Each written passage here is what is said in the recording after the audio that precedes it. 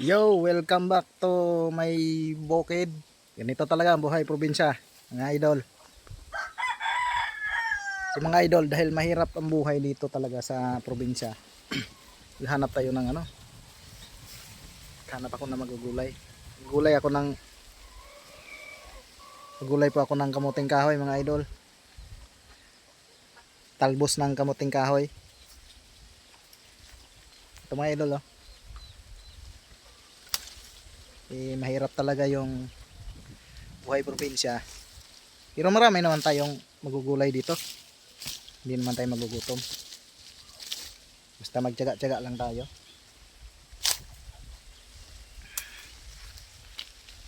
Mga idol, oh.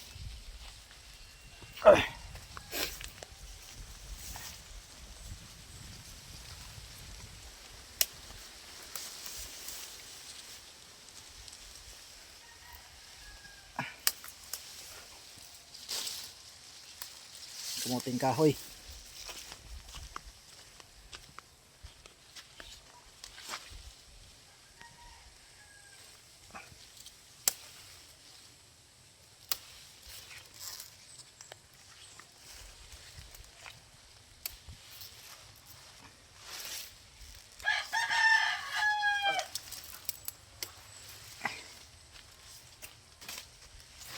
Mga sitaw pa nga dito mga idol, oh. Mga sitaw. Ayan, oh. Kamuting kahoy muna yung gulayin natin. Tapos mamaya mga idol, akyat pa tayo ng nyog. Kasi gugunawan natin to mga idol ng nyog. Gagataan natin mga idol. Gagataan pala. Sorry.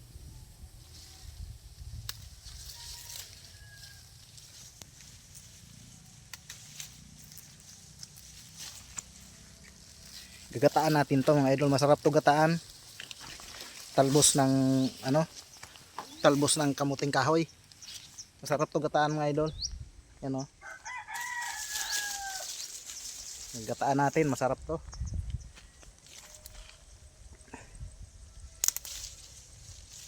Pero yung ginugulay nito, yung pinaka ano lang, yung pinaka talbos. Kasi matigas na yung matitigas na dahon yan, hindi na pwede.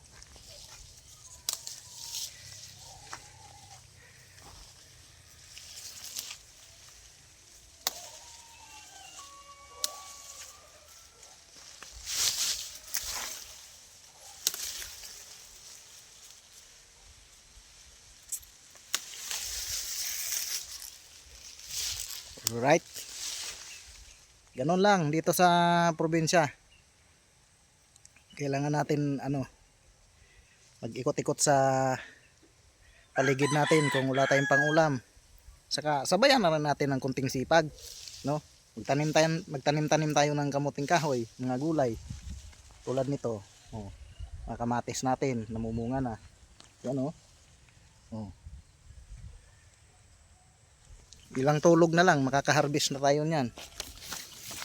Pero ito yung the best, kamuting kahoy. Ay, what a stick. Ito, oh. Ito, oh. My idol. Bukid plus kamuting kahoy.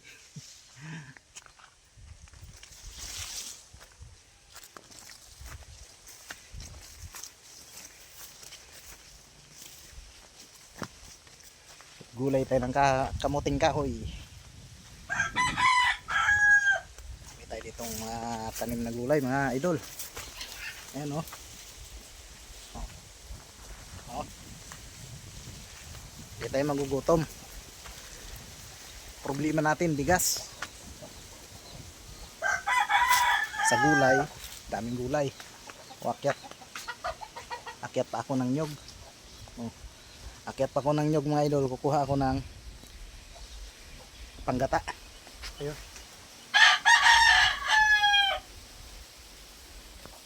Ayun. Kuha tayo ng panggata. Ayan mga idol, oh. Ang tataba ng kamuting kahoy natin tanim. Oh, tataba oh. Ayan yung mga puno mga idol oh. Yan oh. Oh, hanggang doon. Ang tataas. Oh. Abot na sa ano, pumapantay na sa mga saging. Ang tataba ng tanim natin ditong kamuting kahoy. Yan oh. Lahat yan nakapaligid sa bahay ko. Yan, sira-sira na yung bahay natin. Kamuting kahoy yung mga nakapaligid. Puro gulay yung nakapaligid sa bahay natin. Mga idol. Ito. Gulay na tayo ng kamuting kahoy. So ito na mga idol. Hugasan muna natin kasi napakainit dito sa lugar natin. Napakainit dito sa amin. Maalikabok na. Maalikabok na yung lupa. Ito yung tuyot na. Kaya hugasan natin kasi may mga alikabok yan mga dahon. May mga alikabok kasi yan.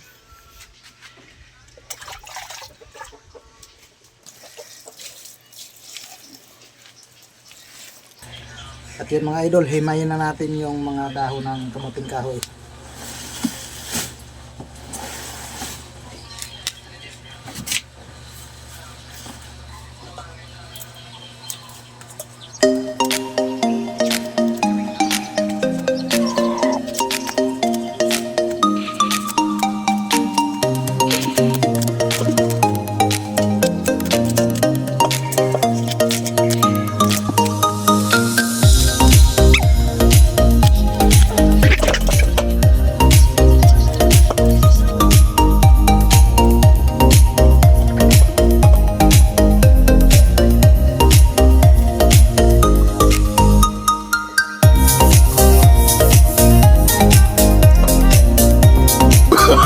Oh, no, no, no.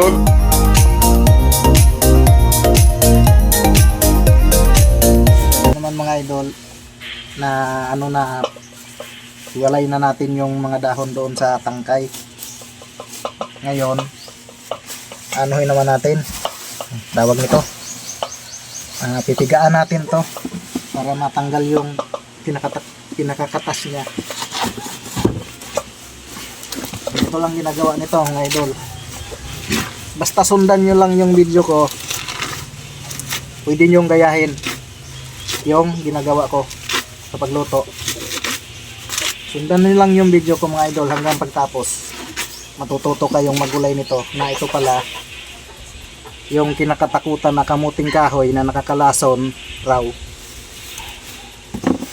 ay masarap pala na gulay. Sundan nyo lang yung video ko mga idol, matututo kayo.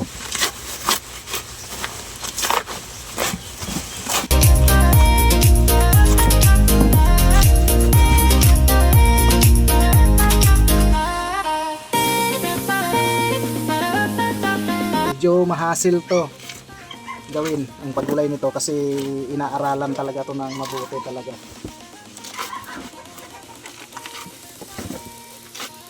Dapat pag nagulay ka nito talaga yung marunong ka na talaga, yung bihasa ka na sa paggulay ng mga ganitong uri na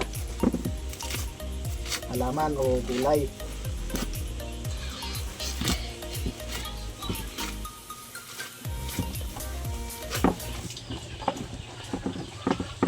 So, ito na po yung ano, yung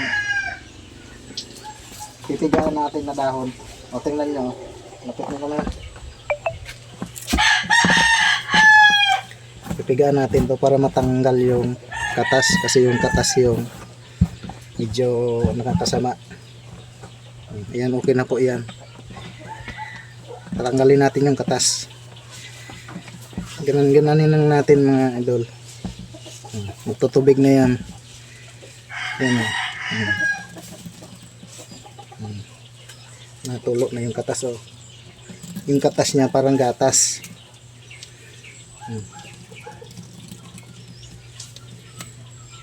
Ang sabi nila yan daw yung ano, yung nakakalason, sabi yung ano na yan, katas.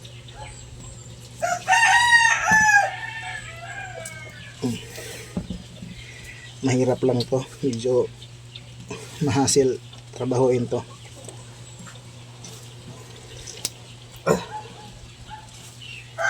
Dapat mapwersa yung ano mo pag nagpiga ka nito. Okay na yan. Ito pwede na tong lutuin. Yan oh, medyo dry na siya kunti, wala na yung katas. Yan, hiwalay ninyo para pag luto pantay yung luto, ulang hilaw, kasi gagataan pa yan. Lagyan pa natin yan ng sahog.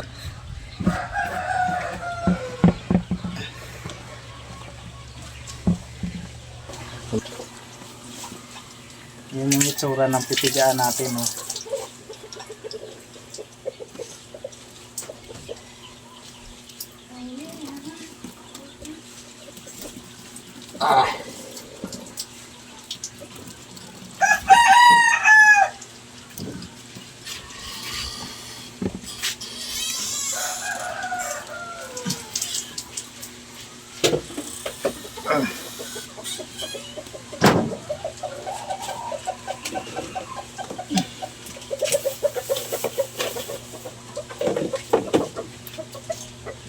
Parang ano, parang bula.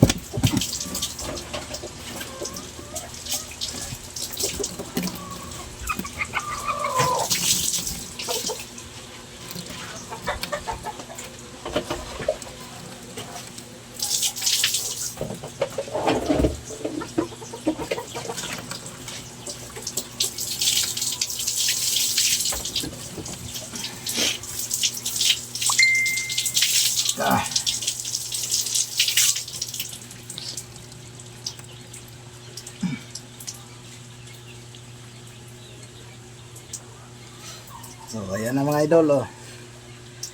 Ito isang gulayan to, isang kaldero na maliit, tapos isang nyog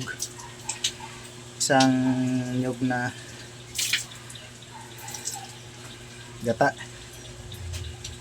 Kuha pa tayo ng nyog. Okay, tapos ito naman yung sabaw, oh. Yan, ang ganda ng kulay, oh. Yung sabaw na yan, pwede po yung inumin. Nakadepende po yan sa inyo kung sawa na kayo sa buhay nyo. Joke lang. Hindi po talaga ito pwede. Pero sa amin, ito yung nakakasama. Lason. At mga idol, kuha naman tayo ng nyog. Oh, daming ano, no? Ang daming proseso, no?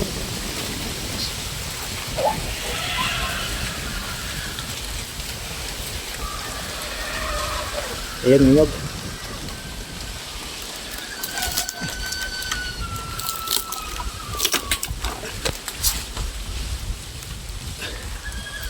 Medyo mahirap lang kasi walang taga-hawak ng kamera.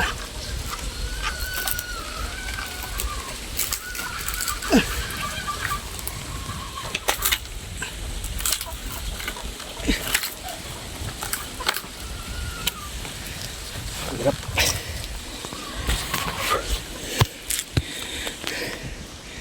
Taas pa naman mga idol. Medyo mataas na rin tong nyug ko. Maraming bunga.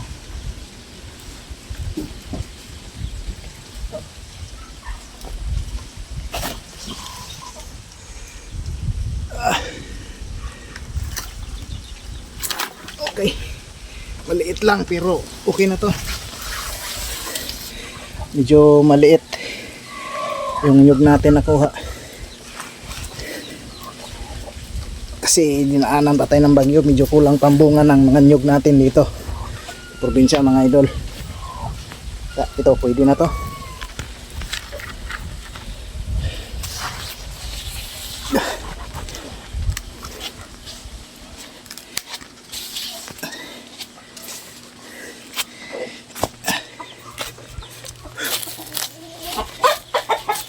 Bago tayo makakain ng masarap na gulay, daan muna tayo sa hirap.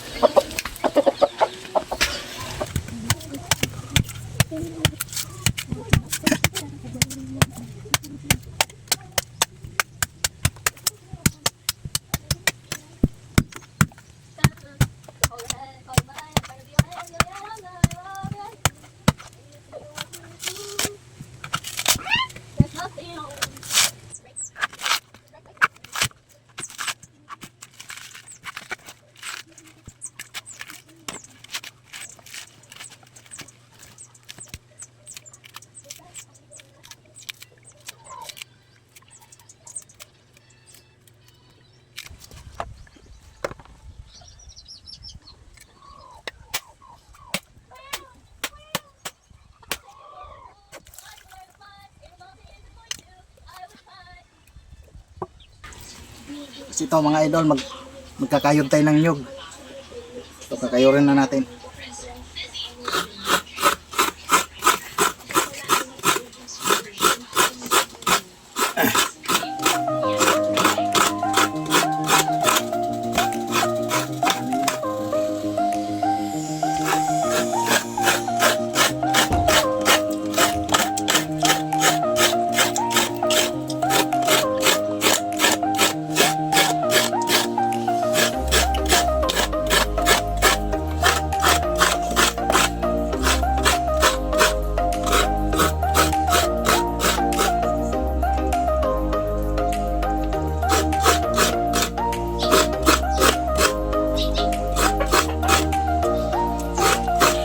Ito na mga idol, oh.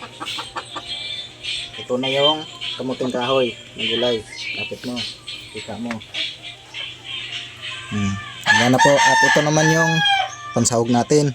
Ito yung tinatawag na tinapa dito sa amin. Pero sa kabisayaan, linawin ko lang mga idol ha. Ang tinapa po kasi sa ibang lugar is sardinas. Yung nasa lata. So dito sa amin, ang tinapa, tinatawag na tinapa, yung daing yung smoke piece. Yan. Tapos ito yung halo natin, sibuyas, bawang at sili. So yan, lagyan na natin. Masarap to kasi maraming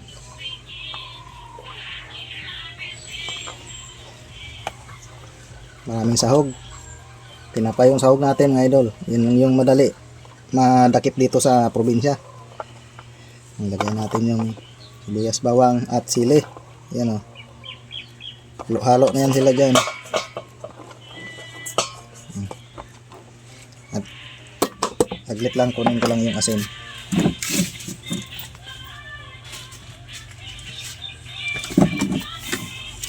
Kasi sa paggugulay ng kamuting kahoy, lagyan mo na siya ng asin para hindi ka na maghalo-halo, kasi bawal kasi yan halo-haloin habang nagluluto. Bawal po. Yan. Pag naglagay kayo ng asin mga idol, wag nyong karamihan lagay ng asin kasi mas okay yung kulang yung asin kaysa sobrado. Kasi pag kulang pwedeng dagdagan, pero pag sobrado hindi mo na yan mababawasan. Lagyan natin ng Kabida-bida na Magic Sarap. Kabida-bida. Ay, pero parang parang naramihan. Nagdagan na natin para sarap. Delicious. Ilagay natin yung papansin na gata. Guta sa Bisaya, gunaw sa Bicol, gunaw. Sa Tagalog, gata.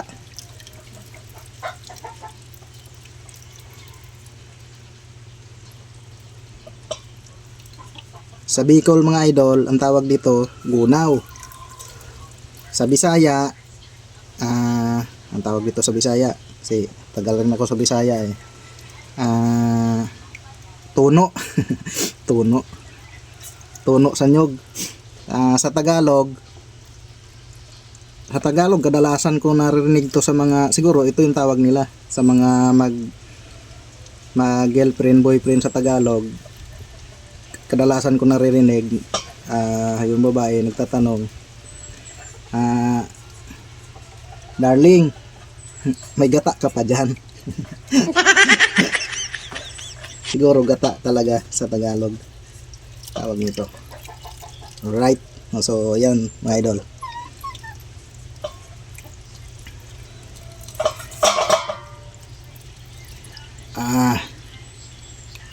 Pag naggata kayo mga idol, wag nang isali yung sapal kasi yung sapal mahirap yan. Kamatayan. Joke lang. Pangit kasi yan sa gulay yung sapal. Buti kung bukayo Okay, ayan na. Medyo kulang siya sa sabaw kasi isa lang yung nyug natin. Pero kahit saan, luto yan basta ako magluto. Ayos yan. So paano ba yan? Ayan, balik mo yung camera sa balik mo yung camera sa akin. So ayan mga idol, tapos na yung natin. Kailangan natin lutuin to 30 minutes to 40 minutes. Kung maraming sabaw, gawin yung 1 oras para itong luto. At least safe kayo paglutong-luto, no? Pero para sa akin 30 minutes lang okay na. So ayan mga idol, dito ko na lang linuto sa gasol kasi alanganin na sa oras. Alauna na mga idol, nagumpisa akong manguha ng gulay 11:30. Oh, tingnan nyo, nakasalang ako, alauna na. Medyo gahol na sa oras, gutom ng mga player mga idol. Yeah, dito na lang sa kalan pero para madali-dali, pero mas maganda sana yanig ko ta panoorin sa video pag sa kahoy linuto. Kasi diyan mo talaga makikita na talagang maganda yung no?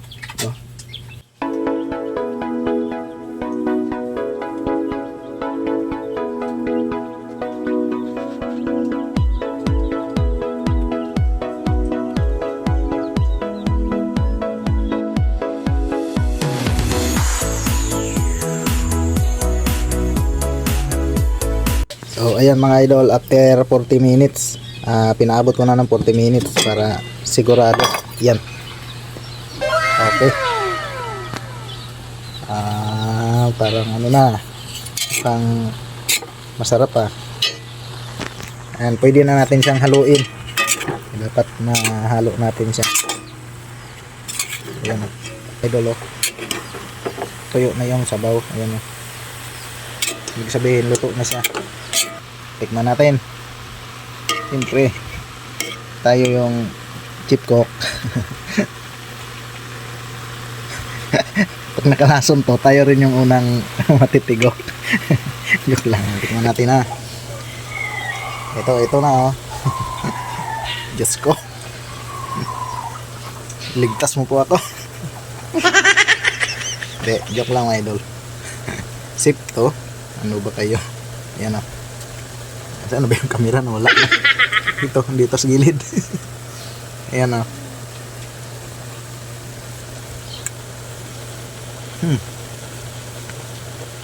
Mm. Ah. Sarap. Lasang gulay. Pero may ibabaw yung lasa ng gata mga idol. Tapos yung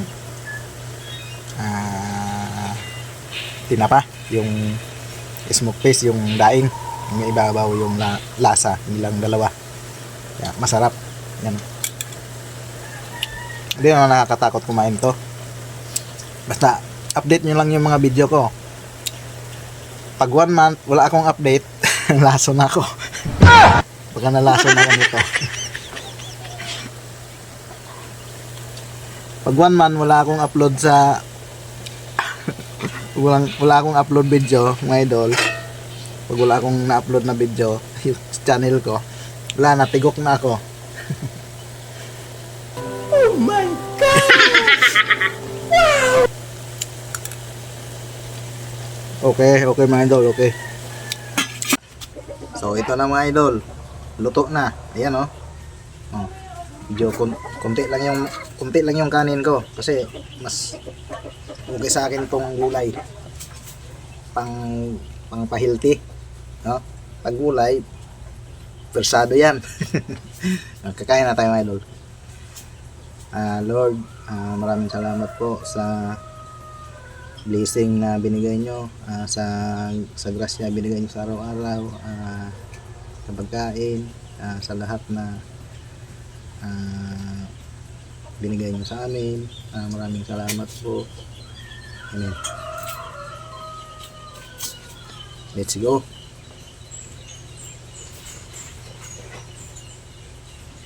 Atak!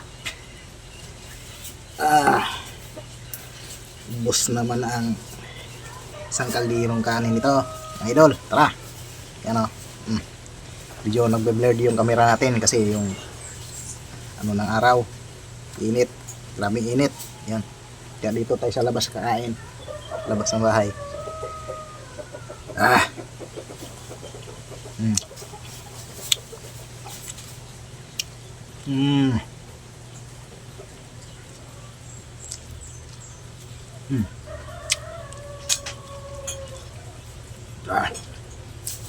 Saan na yung sili? May sili ito, maraming sili na wala. Ayun. Oh, naluto. Pati yung sili mga idol, oh.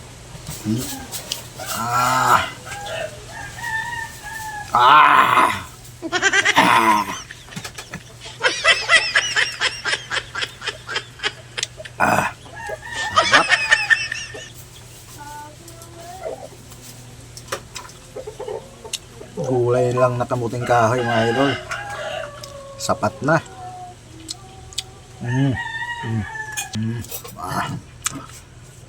Oh,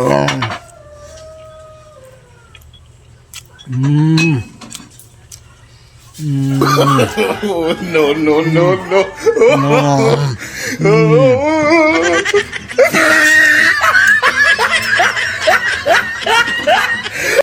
Sarap.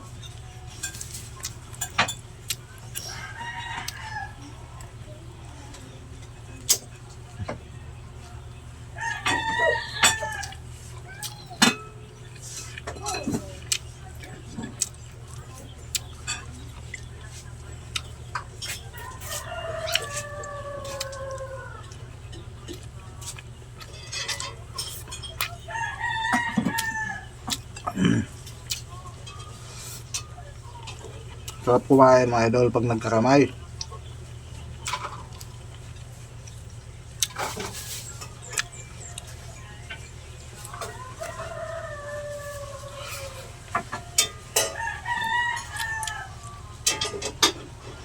Masarap kumain pag nagkakamay mga idol. Kaya kayo, huwag kayong magsabi na, huwag niyong sabihin sa akin na hindi kayo makakain kung walang kutsara. Hindi ako maniniwala dyan. Kasi sinungalingan yan mga idol. Mga OFW nga eh. Kamay lang eh. Masaya na.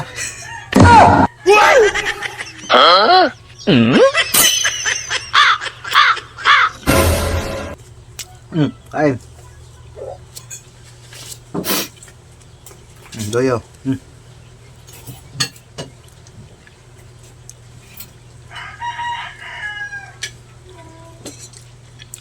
Pati mga aso kumakain na ng gulay na kamuting kahoy. Ibig sabihin, masarap. Totoo yan, mga idol.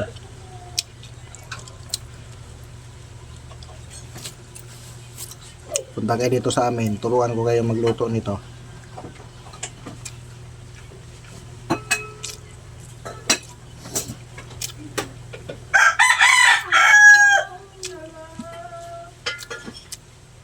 So, ayun lang mga idol. Maraming salamat sa palaging panonood sa aking mga video. Sana huwag mong kalimutan mag-like, comment, and siyempre mga idol, pakishare naman po ng mga video ko. Salamat para sa inyo. Arigato, arigato.